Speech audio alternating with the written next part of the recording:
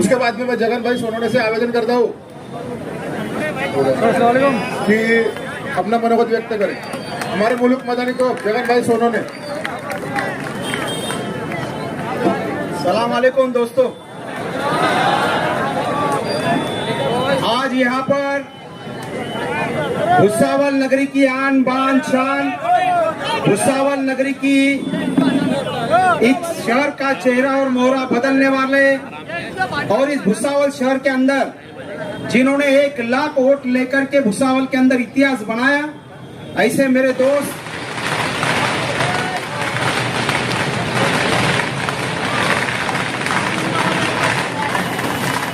आदरणीय संतोष भाऊ चौधरी और यहाँ पर भावी खासदार, भावी केंद्रीय मंत्री आदरणीय श्रीराम दादा पाटिल, इनके नाम से सब लोग मिलकर के जोरदार तालियां बजाएं।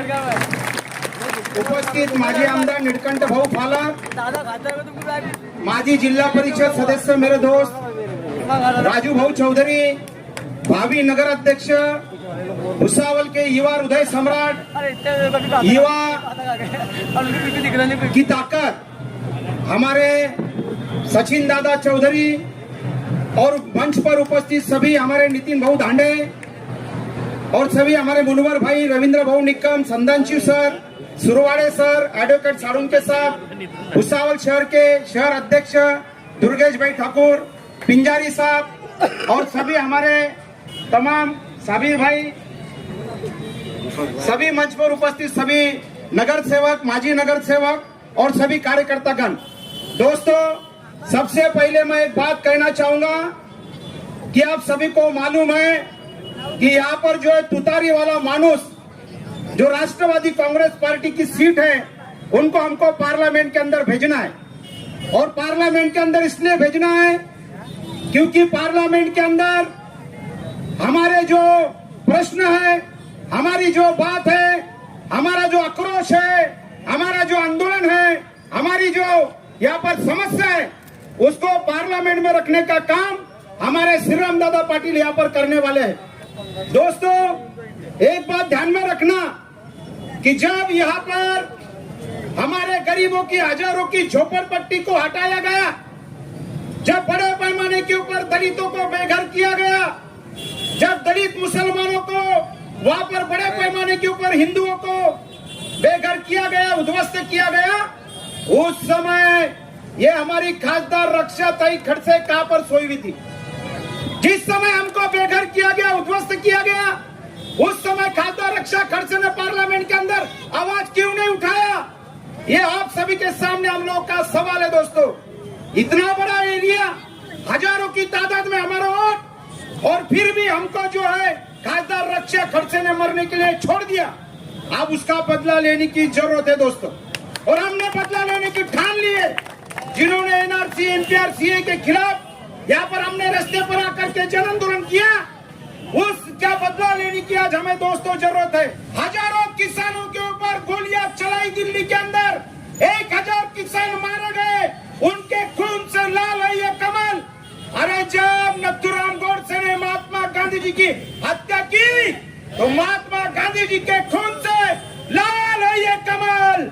उठाओ महान देशभक्त टीपू सुल्तान की तलवार, और ये तलवार देशभक्ति की तलवार उठा करके ये खून से भरा हुआ लाल कमल छाड़ दो। ये संदेश और पैगाम देने के लिए दोस्तों हम लोग सब यहाँ पर आए। हम सब लोगों को यहाँ पर जो है बड़े पैमाने के ऊपर बड़ी ताकत में हम लोग को श्रीराम दादा पाटिल को यहाँ पर वोट देना है। क्या हुआ? हमारा रिपब्लिकन नेता आज बाबा साहेब अम्बेडकर ने भारत का 140 करोड़ जनता का भारतीय संविधान लिखा, वो संविधान को बदल देंगे, संविधान को जला देंगे, संविधान को मिटा देंगे, संविधान के खिलाफ नरेंद्र मोदी शैतान, ये नरेंद्र मोदी शैतान का आर्थिक सलाहकार, वो जो विवेक देबोरा है, वो कहता है कि कपड़े जैसे बदलते वैसे संविधान बदल दो। डॉक्टर बाबा साहब अम्बेडकर ने 1927 के अंदर मनुस्मृति जलाई थी, और मनुस्मृति जला के डॉक्टर बाबा साहब अम्बेडकर ने जो मनुस्मृति जलाई, उसी तरीके से इनको डॉक्टर बाबा साहब अम्बेडकर का 140 करोड़ जनता का मनुस्मृति यानी भारतीय संविधान जलाना है। इसका बदला लेने के लिए उन्होंने 400 पार का नारा लगाए। तेरे बाप का राज चल रहा है नरेंद्र मोदी कि तेरे को 400 पार मिलेंगे। अरे हम लोग जो है आज SC ST OBC मुसलमानों को, मराठा दलितों को आरक्षण नहीं मिल रहा है। SC का आरक्षण मिटा देंगे, ST का आरक्षण मिटा देंगे, OBC का आरक्षण मिटा देंगे। और ये आरक्षण विरोधी शक्ति को मांडी लगा के हमारे रिपब्लिकन नेता बैठते, शर्म आनी चाहिए तुमको। यही संविधान बदलने वाले के खिलाफ जो उनके मांडी लगा करके बैठने का काम हमारे बहुजन नेता करते। एक तरफ रिपब्लिकन ओपन युति बीजेपी के साथ में कर रहे हैं और संविधानवादी, अंबेडकरवादी, दलित पीड़ित, शोषित, अल्पसंख्यक, बहुजन, कामगार, शेतकरी, क्षेत्र मजदूर इनके पीठ में छुरा खोपने का काम कर रहे हैं। इसलिए दोस्तों आरक्षणवादी शक्ति खोजो, संविधानवादी शक्ति खोजो, हिंदू मुसलमान खोजो। हमको श्री राम दादा पाटिल तुमको इसलिए पार्लियामेंट में भेजना है कि हमारे वरंगाव फैक्ट्री के कामगारों को आप न्याय और इंसाफ मिला के देने के लिए तुमको पार्लियामेंट में भेजना है। इसलिए हमको पार्लियामेंट में भेजना है कि जब भी हमारे मुसलमान भाइयों के ऊपर किसी भी जातिवादी धर्मांध शक्ति का हाथ उठेगा, वो हाथ पार्लियामेंट में जाके तुमको तोड़ना है। इसलिए श्री राम दादा पाटिल हम तुमको पार्लियामेंट में भेज रहे, हिंदू मुसलमान एकता के लिए भेज रहे, तिरंगा बचाने के लिए भेज रहे, संविधान बचाने के लिए भेज रहे। आप हिंदू और मुसलमान एक हो जाओ, हिंदू और मुसलमान की ऐसी एकता बनाओ।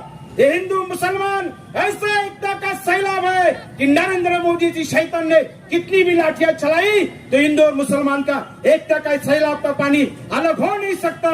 इसलिए दोस्तों जाते जाते एक बात कहूंगा, 1 मिनट आपका लूंगा। वोटिंग करते समय एक बात ध्यान में रखना, जियो तो अली की तरह और मरो तो हुसैन की तरह। इस बात को ध्यान में रखना है दोस्तों। जाते जाते एक बात कहूंगा, भारतीय जनता पार्टी का नाम क्या है? भारतीय जनता पार्टी का नाम है भ्रष्टाचारी जनता पार्टी। पूरे देश में कैसा माहौल चालू है कि हिंदू और मुसलमानों को बांटने का माहौल चालू है।